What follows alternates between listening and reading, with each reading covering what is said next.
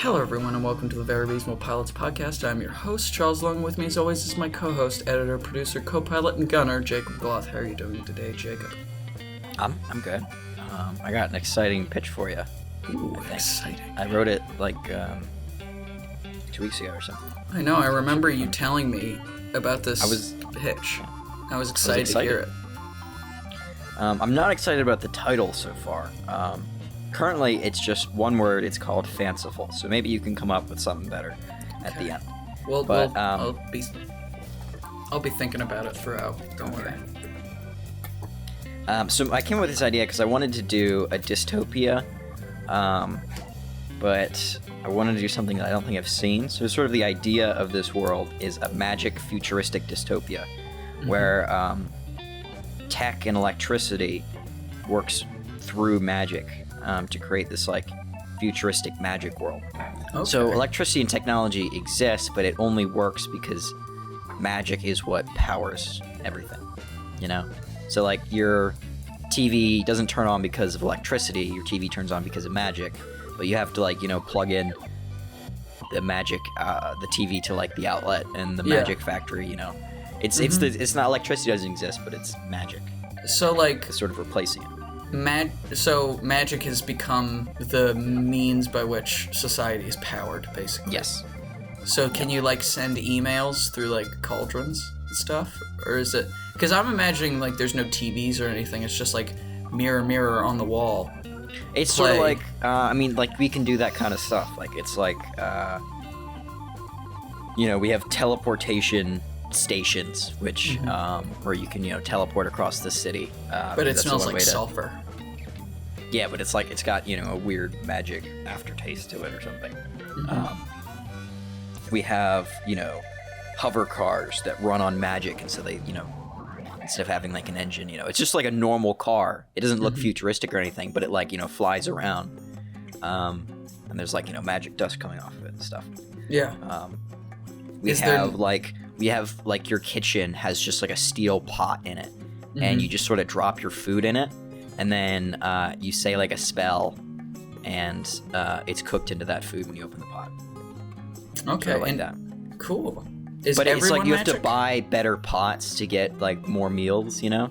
So like you'll buy this pot at the store, and it'll come with like 10 meals and like a little like menu or like instruction manual on how to like get the different meals. It's like add, you know, 2 of this and 3 of that, and then boom, you got your chicken noodle soup. But if you buy the more expensive pot, it's like, oh, you can get beef Wellington or something, you know, if you just put a little bit of this and a little bit of that in. And so magic in this world is a resource that is also the money. So you pay for everything, and you power everything with what we're going to call M's. So when you're cooking that food in the pot, you also have to drop some M's in it so it works. So it's like add 2 M's and, you know, this powder, and you got your steak. And are the M's like coins? It's like a little, I'm imagining like a little pill, like a little capsule. Okay. That's like gold, but kind of like, it's like a transparent capsule, so you can see like the magic, like a gold, like lightning looking magical stuff in the middle. Cool. But the idea of sort of the dystopian aspect is that magic isn't really used for like cool spells and shit anymore. It's kind of just the currency and the power. And in this world, only the rich can have so much magic that they can, or so many M's that they can actually use spells and stuff. Yeah. And they have like educations where they know how to use the spells. And the poor people, they don't have the education to really use it. They can do like little stuff. You know, they can do magic that only requires like 2 or 3 M's because they can afford it. But like cool spells cost like hundreds of M's. You know, you want to throw a fireball at someone, it's going to be like 200 M's. Yeah. Which, you know, someone that's poorer can't really afford that because they got to spend their M's on money or on food and their electric bill, which is their magic bill and stuff like that. So that's the sort of, you know, inequality that exists in this dystopia. And so is in this universe, and you might be getting to this, but is magic actually like a finite resource that they are quote unquote mining or like taking, or is it just like a an artificial scarcity that keeps the rich richer and the poor poorer? It's sort of like a finite resource that's understood by the people. So Okay. everyone thinks it's a finite resource, but we'll sort of get to it. Yeah. Okay.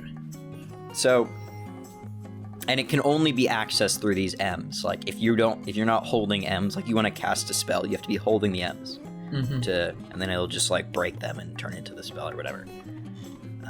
So everyone's not magic internally. You can only access it through holding these capsules. Anyway, so we start off with our protagonist. His name's Malleck Swann. Goes by Mal for short. He's born on a Stoic commune. Now, Stoics are the Amish of this world. They live in no magic societies, and they survive, just using resources. They don't have electricity or power. They just, survive. Yeah. In the plains, away from cities and such. And was there a time in this universe before magic and then magic was introduced? Or are these people like, life would probably be better without M's? Well, there's sort of like the time that existed before where magic was more free-flowing and wasn't, in capsules and such. Okay. And it was more chaotic. We could have some cool backstory that they were like, oh, the world was in chaos. People were using spells all the time to destroy each other, and everything was on fire, and people were scared. Magical beasts. Until the magic corporations came in and turned magic into a currency and made these wonderful cities and made life safe and restricted magic usage. Hunted, dragons to extinction or whatever. Yeah, I'm there's assuming no magical creatures anymore. They've all been murdered. What people know. Yeah. So on his 18th birthday, Mal decides to leave after a fight with his parents over not letting him participate in Exodus Day. Exodus Day is a holiday for 18-year-olds where they get to explore the outside world for one day. So in the beginning of the episode, we'd see him like all excited that he gets to go on Exodus Day with his friends. And they're going to go to the big magic city and hang out. Magic City, by the way, is called Assur. A-S-S-U-R. Okay. That's like, the New York that's next to him. I sort of imagine it like he lives in Kansas, very flat, green pastures. And then, you drive from Kansas and you go into like big, magical metropolis that's, a couple hours drive away or whatever. Okay. So maybe it's and like... so his parents say, no, you can't go on Exodus Day. And so he decides to run away. And he leaves his parents and goes to Assur, the magical metropolis. What were you going to say? I was just listening. I thought you interrupted me in the beginning, but... no, I was just going to ask if is it all humans, or is there like magical races, or non-human races, or is it just people? I don't have anyone besides humans, but I'd be up for other people. I didn't really think about that. Because I think it would be cool and, add to the social commentary of the show if, there were these Stoic reservations, but there were also, like, Orc reservations or something like that. Because I'm imagining, like, the beginning of the magic encapsulation. It wasn't, like, corporations. It was more snake oil salesmen and, like, J.D. Rockefeller types doing that sort of thing. And, magical races and peoples were persecuted in similar ways that our Native American brothers and sisters were, And so... Maybe. We'd have to really iron out the backstory, because I didn't have it written down at all. So we'd have to, I don't know. I think it'd be interesting to figure out, how we have these other races in it. Because you could have, you could separate them by class, or... you could stereotypically put the orcs at the bottom and the elves on the top, or something like that. Yeah. But I don't want to be too stereotypical with that, because I feel like everyone does that. Yeah, but I feel like elves wouldn't be at the top. I feel like if in this universe you've created, elves would be, a very small population that's extremely long-lived, maybe.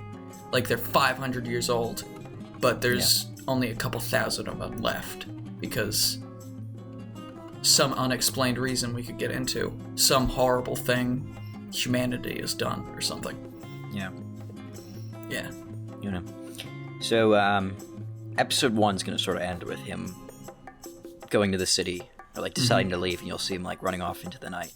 Because most of the first episodes, like you seeing the Stoic commune and seeing how they live, and then him hanging out with his friends, excited to go to the Magic City, and then you'll see them leave for the city, and he's like, oh damn, I didn't get to go. And they'll come back and talk about how awesome it is, and be like, wow, that was so cool. Oh, this city's so amazing, I want to live there. And then he'll be like, you know what, I'm gonna go. And maybe he'll get into a fight with his parents, and then he'll leave into the night. Second episode is about him getting to the city and meeting. He's like gonna go into a train into the city. We'll have a nice scene of him looking out the window and seeing like all the cool magical stuff, like, you know, flying brooms and houses and things floating through the air. Lots like of rich magic people advertisements for cool products. Like they're talking on like a magic, I don't know what a magic equivalent of a cell phone would be. Maybe it's like a horn they're holding to the side of their head while they're flying through the air. Yeah. You know? And it's just like... Or they just like, you astral project yourself next to the person. Oh, yeah. And you're chatting with them. Maybe there's like, you know, something they put on the ground, like a little disc. That's like a communication device. Yeah. And you'll put like one M into the slot, and you can make a phone call that astral projects the person next to you.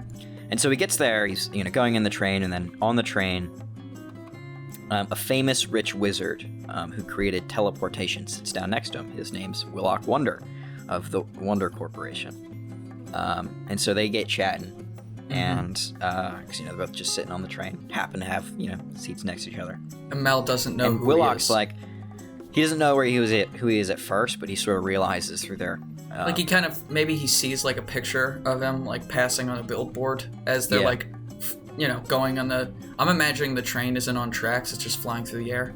And maybe there's like... it's just like there's like fake magical tracks in the air. You know, you can sort of see him like holographed. And so he's like chatting with Willock, and people are coming up talking to Willock, being like, oh my god, can I have your autograph? You're so awesome. He's like this, you know, young entrepreneur. And Willock's like, you know what, I'll show you around the city. And he like, you know, brings him around all the cool parts of the city, you know, all the expensive, exotic parts where all the cool stuff's happening. You know, flying. Like museums and like all this cool stuff. We'll have a funny parody of the Empire State Building, but it'll be like, you know, somebody, instead of a lantern, they're just like holding their hand out, and there's an actual fireball that's just constantly on fire right there. You know, we'll do something fun. He's like, you know, bringing him through the teleportation stations, which are really expensive, and you can see him spending a lot of M's everywhere, like dropping M's and slots and things and stuff like that to get them everywhere they want to go. And, you know, he tells him that it's, you know, the city's a place where dreams are made, and he brings him around. He's like, Mal, you know, if you want, you can come work for me. And he's like, really? That'd be awesome. Gee, man, that's cool. And he ends up going to the Wonder Factory, and he's like, oh, you know, I can put in a good word for you, and you can get started here. And he's like, oh, that's awesome. And he's so excited for his first day. Flash forward a couple years later, Mal works in the Wonder Factory making teleporter parts for the rich. He's become jaded and begins to see the holes in this utopia, and how only the rich can afford the wonders of magic, while the poor are sort of subservient to them. They sort of produce the parts and the gears that create this inequality. And maybe it's like there's allow the rich to have a wonderful life while they live an awful life. And he has, you know, he's part of the awful life. He's just some factory worker, some schmuck working, you know. Maybe we can show the magic, the big entrepreneur guy be like, he's really nice to him on the first like couple of days, and we have like a montage of him just getting used to living in the city, and like after a while he just like pretends he doesn't know him, you know, just walks past him, just completely ignores him. I imagine he doesn't see him like ever, because he's like the CEO and this is just one factory. And maybe in this episode we can have a scene where he like is like, "Oh, Willock, do you remember me?" Like he goes to like a speech or something because he's still so enamored by this guy. Yeah. And maybe this is his breaking point. He goes to a speech that Willock's having, and he gets a moment with Willock where he like sees him in the crowd and he's like, "Willock, do you remember me?" Like blah blah blah blah. I have been working at the factory for so long. You're the best. I love you. And he's like, "Security, get this guy out of here. I don't know what he's doing. Please." He's like, he's like rude to him. He's like, "Get the fuck away from me." Yeah. Pushes him. And security like roughs him up and kicks him out.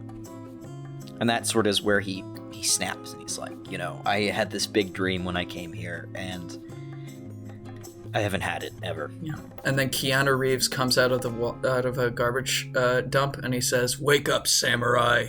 We got a city to burn." Right? That's what's gonna happen? Kind of similar, actually. Good. No, I don't have Keanu Reeves, unfortunately. So he, one night, is working at the factory late, and two mercs named Dylan Lagash and Hatra Samara break in and are stealing parts at night when he's the only one, obviously, there. And they run into him, being the only person in the factory, and they tie him up and stuff. They're, like, trying to debate whether they should kill him. It seems like they're very morally against killing this guy. Yeah. But reason. He's seen their faces or something, so they're like... so they're like, we don't want to kill him, and you can hear them talking. They're like, we don't want to kill him, he just works here. He's not who we're against. Maybe they're like, he's just some pathetic factory worker, No, you can sort of tell that they have a sort of political agenda. They're like, he's who we're trying to help. We don't want to, we just want to hurt Willock, not, this guy. And he's sort of like, well, like, can I come with you guys? And they're like, what? What do you mean you want to come with us? And there's sort of a chaotic moment where the, magic police security guard, it's not like the real police that like, help everyone, just like, the sort of elite magical police for the rich people come in. And they get into a fight with Dylan and Hatra, and they decide to take and our hero Mal with them. And maybe he's like tied up, he's untying him. I'm thinking about the fight scene, that maybe like it's one like security guard, he comes up, he's like, he's in front of Mal, and Mal the whole time is like untying his ropes because he's been living in the city for a few years. Maybe he's picked up a few things. He's like undone his ropes, and just when they're like, all right, the security guard's got his magic gun on him, and he's like, all right, hands in the air, come on, put the cuffs on. Maybe one of them has their cuffs on. Mal hits him in the back of the head with something heavy, knocks him out, and he's like, now can I come with you guys? Like, please? Because I'm fucked here anyway. Like, I can't, I can't stay back here. Yeah. Yeah, so he helps them, and that's how he gets in with them. Just to talk about, like, the weapons for a second. I think it'd be interesting to have, like, guns in this universe that are powered through M's. If it's a better gun, it's gonna, like, if you buy, like, a pistol, you're gonna put, like, 1 or, like, maybe, like, 5 M's in there.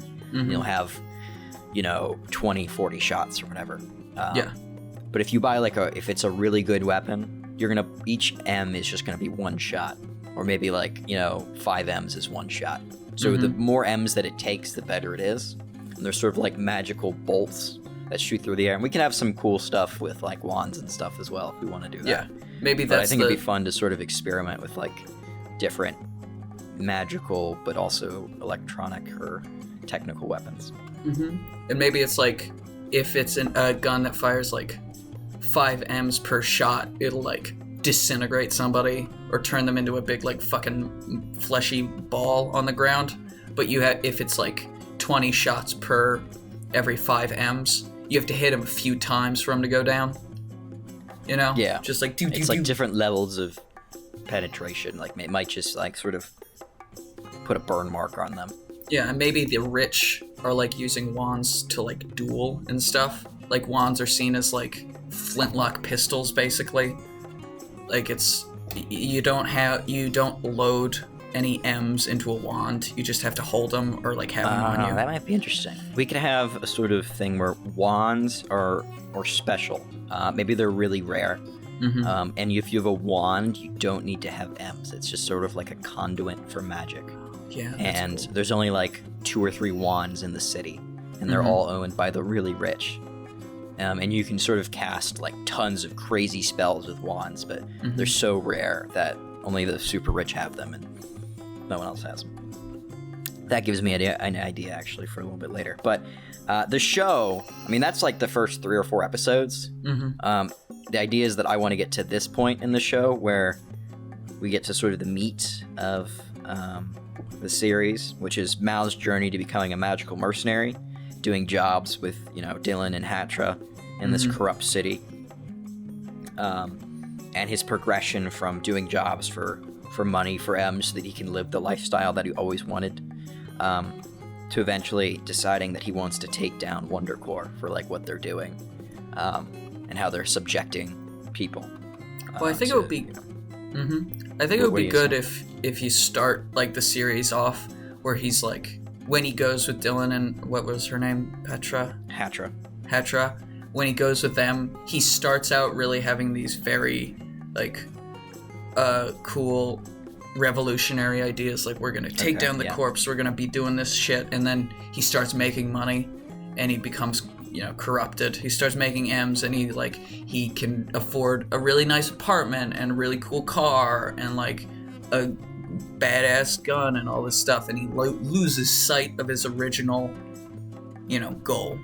Because I think that's more of a succinct arc if he goes from being revolutionary to being a shill sellout, and then something happens. I don't know what, if there's have a breaking point. Maybe he starts taking jobs for corps. Yeah, starts taking jobs for corporations. Or maybe he's hired to like go and assassinate somebody in his old Stoic reservation. Yeah. Or something. Maybe his parents. Maybe he's hired by a corp to take down like a revolutionary leader in the city or something. Yeah. And it turns out to be one of his old friends from the Stoic reservation. And that's his breaking point where he decides he needs to like get back on track and start caring about the city again. Yeah. So what I wrote down, but we might want to change because of the whole wand idea that was come up with, is that the show leads to an epic final sort of heist attack on Wonder Tower, which is the pinnacle center of the city. WonderCore is very famous for setting up teleportation technology. And I didn't really explain this, but the city is sort of in the middle of nowhere. It's very isolated from all the other magical centers in the world. But it is sort of the famous magical city. It is the New York City. Yeah. But you can only really get there through teleportation. If you're not teleporting, it's going to take a long time to get there. Maybe it's like a Hogwarts situation where it's not, you can't find it. If you don't teleport there, maybe it's completely invisible, or, there's a magical field around it and that makes it impossible to find unless you teleport there or something. Because I think it'd be weird if it was just like the city. Actually, we could do the that. city's physically isolated, but there's nothing magic about that. I think it'd be better if it were like it's maybe everyone thinks it's in a certain place and it's actually somewhere else. Maybe it's actually on the moon. That would be a weird twist. That'd be a strange place to take the show. If you were like, and the final twist was that the city was on the moon. Yeah. They're all spacemen. Yeah, but, Yes. So I like that, though. So we could do, like, maybe there used to be, like, a magical path to the city that people had to take in, like, the old ages. And we could have some founding story when, great Olbeck, Wonderkin the Thirst. Small bird, Wonderkin the Thirst, or whatever, the first. He, founded this city with a small group of people, and he set up, like, this old path that people had to take to the city. And then, we came up with teleportation, and now it's become a huge center of commerce and such because of its isolation or its, impossibility to get there. Yeah. Except through teleportation. It's, like, easily defensible. and it's become like this huge center for trade because it came out with teleportation, so it's easy to teleport there. So like maybe they came up with teleportation. They're like, it's free to teleport to the city if you have these, if you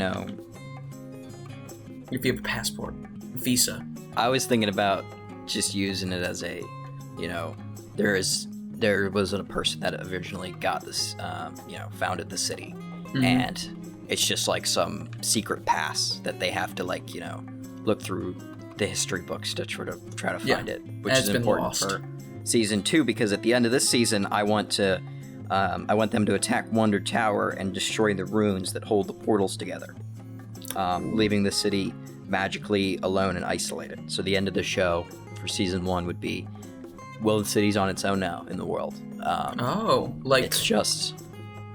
Yeah, that's cool. It's just that. And so the season 2, we can have an arc where they're trying to get out of the city, and they got to find the old magical pathway through the mist or something. I think it'd be cool if it was like a mist. Yeah, there was a mist and a labyrinth to get out of it. I'm thinking one thing that pops into my mind is the Batman arc. I know we all talk about Batman, but the Batman arc, No Man's Land, where Gotham City is like hit by an earthquake and is just basically abandoned by the U.S. government. Yeah. And it's all split up among the like super criminals and stuff. And I think it'd be cool if like the end of the first season, I'm imagining, and it's like an underground layer where they've got like all the runes set up and it's holding the city all together. And maybe that's also where they're getting the magical energy, or maybe that's where they're encapsulating the magical energy. And so, Mal is being confronted by the main bad guy, Wonder. What was his name again? Malleck Wonder. Malleck Wonder, and he's like, "Don't destroy it, you fool! Like that's the main source of magic in the world. If you destroy that, A, we're not going to be able to get out of the city, and B, like the world is going to be down 60% of its like magical resources. Like maybe that's where a majority of the magic in the world is encapsulated." Yeah, it's sort of all going towards this this teleportation magic, but if you destroy the ruins, it also destroys the magic or something like that. Yeah, and then it's like, and then we'll only have the magic we have. We can't capsule anymore. So then M's become even more like rare, yeah. Rare in the second season. We could set up like a like gangs in this season, like different gangs that control different parts of the city. And then the next season 2, is that they would actually like literally control those parts of the city because there's no the government's gone. It's the corporations are no longer in charge, and we have like corporate people on the run, and gangs have taken over the city. Yeah, be cool. Yeah. And then it's like, I imagine the first season, ends, he like breaks the ruin, Mal breaks the ruin, blows it up or whatever, and it's just like, you can hear like fire starting and screaming and stuff, like everything's shutting down, and then it just cuts to black. And then the second season starts up, we're following some character we never, met in the first season, just like maybe some rich guy, or like one of the upper tier citizens of the city. We go through like their day in the life, and it's like pretty good, And then then we get to the moment where everything crashes and things go bad for them, and then we'll flash forward or whatever to a couple. Their servants like start like stealing stuff, breaking things, burning things down, just fucking people over, just to because they can and because fuck them. And then we cut. And it's 6 months later or whatever. And we get back to Mal and his gang. I'm assuming Dylan and Hatra are still here. Yeah. They're like, it's become sort of a crew. We got them too, and we got obviously Mal. Yeah, a few other people maybe. Who's the protagonist, so his plans, are the ones they go with.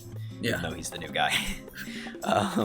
But he's got fever, and they're tired old people who are not old, but like they've been in the business longer, so they're more jaded, not as fervent as him. I don't really know where we'd go once we shut off the city, to be honest. It could be about like setting up a new world order in the city, like trying to figure out how do you survive without this magical hierarchy that's been set up through the M's as a currency. Maybe it's like the first chunk of the second season, they're just our crew is just searching feverishly for a way to escape the city, because like Mal is starting to regret his decision because he's seeing all the suffering that's happening. And he's like, maybe it was better beforehand. And then something happens in the series. Maybe he like is saved by one of the gangs, and they're like, we're trying to establish this new order in the city that makes it, easier for normal people to survive and thrive, and and get access to the cool magical stuff. And then maybe that's our Mal's change of heart, and he's like, all right, I'm gonna help them with this. And maybe his crew just goes, and they're like, we're not done, I'm done with you, and then they can come back like Han Solo does at the end of A New Hope and save his ass and be like, I knew you guys were heroes. Dylan, is that who you're thinking of? Dylan and Dylan will be like, fuck that now. Yeah. And they'll come back. Maybe Hatch will be moved to join the side and like, oh, we gotta care about the city. And Dylan will be the Han Solo who leaves and comes back. Yeah. And then we could have like Wonder. Maybe Wonder has started his own quote-unquote gang because he has like tons of magical weapons and M's stored. Yeah. And like, I think it'd be interesting to have a plot line where he has the wand and they have to try to get the wand. And I think it'd be interesting if it was like a big reveal, like sort of the way the show ends is that they're fighting for the wand. Mal gets the wand and he snaps it. And wands, it turns out, are actually they're not conduits, but they're more like a prison for magic. And when he snaps the wand, it like frees up magic in the world, so it's no longer a finite resource. Yeah, maybe the city actually starts working again because magic is like breathing through the universe. Yeah, and it's no longer being hoarded. You could have a plot line where they have to try to destroy all 3 wands or something like that. Oh yeah, so that cool. Magic is no longer finite in the universe. Maybe they that's the end of the 3rd season. As he snaps the wand, the city comes back, and then they the epilogue is them realizing that there are other wands that they have to go to destroy. And I think it would be cool if we did that, because I'm imagining it like city as being very Americana-esque, like New York. And it'd be cool if we went to like Russia and China and saw all these like different magical cities and like different magical cultures. And maybe like in China there are different kinds of orcs and zombies and other stuff. I think it'd be cool if like at the end of season 2, right, he snaps the wand and that makes magic no longer finite in like part of the world. It's like maybe you split up the world into 3 quadrants or whatever, and this quadrant or this, I guess it wouldn't be a quadrant because that'd be 4, but you know what I mean. This part of the world no longer has finite magic. You can pull magic from anywhere in this part of the world if you're there. And you just have to use it. But it's not like that in other parts of the world. And we can switch. So maybe it's like a spin-off show, or maybe it's another season, I don't know. But then you'd follow like a new character in like in Tokyo. And we see like this new dystopia that's sort of built around magic. Maybe it's more like cyberpunk, centered around family or something like that, as opposed to corporations. Like it's a different kind of dystopia built around the same idea that magic is finite, and ultimately leads to snapping the wand. And maybe we have characters from the original America part of the show that come over and like explain to them that they need to break the wand, but we still have this new protagonist who is in charge of breaking the wand. That's cool. We could do that twice, I guess. Yeah, and maybe he like our new protagonist who's like charged with breaking the wand, maybe he's not nearly as like empathetic as Mal is, so he's like, it's maybe throughout the season it's implied maybe he's gonna keep the wand for himself instead of breaking it because he wants the power. I think it would also be interesting to have like a protagonist who maybe it's like the daughter of like the emperor, and she's destined to inherit the wand and be in charge of it now. Yeah. And so instead of her trying to get the wand, she already has it. It's just she has to sort of learn that it's bad, or that maybe she should, she has to learn that she wants to, empathy for the people that are lower than her. Maybe it's like it's the first like half an hour of Aladdin, where Princess Jasmine gets out of the castle and she's like, "What? You have to pay for things?" Remember that? It's like the story of Buddha, except it's a magical dystopia. Yeah. Some would say this is a magical dystopia we're living in because there's no magic. Yeah, I guess you're right. It's pretty dystopian. Right. Well, I think that sounds really good. Fanciful. Fanciful is what I named it. Couldn't come up with anything better. I just like that word a lot, fanciful. So that is a good word. I can't think of anything better, but I would watch Maybe Fanciful. I'll come up with something in post, but I think fanciful it's okay. Yeah, because it's not a fanciful universe. That's good. Well, thank you all for listening and watching and reading along with us. And thank you, Jake. The description. I guess they could have read my description. Does anyone? Do you read those? I read them. I read them sometimes. Not. Sometimes they're bad. Most of the time they're bad. Well, thank you, Jake, for your lovely, fanciful pitch. And thank you, beautiful, sexy listeners, for listening. If you like what you heard here and you want to hear more, you can follow us on YouTube. You can follow us on Twitter, even though I don't post anything on Twitter because I got off Twitter because Twitter's bad. We're sold wherever good podcasts are sold. Because he's lazy. He has one job, which is to post on our Twitter. But thank you all for listening and watching. And please like, subscribe, tell your friends, tell your family, tell your enemies if you have them. And stay safe. Goodbye.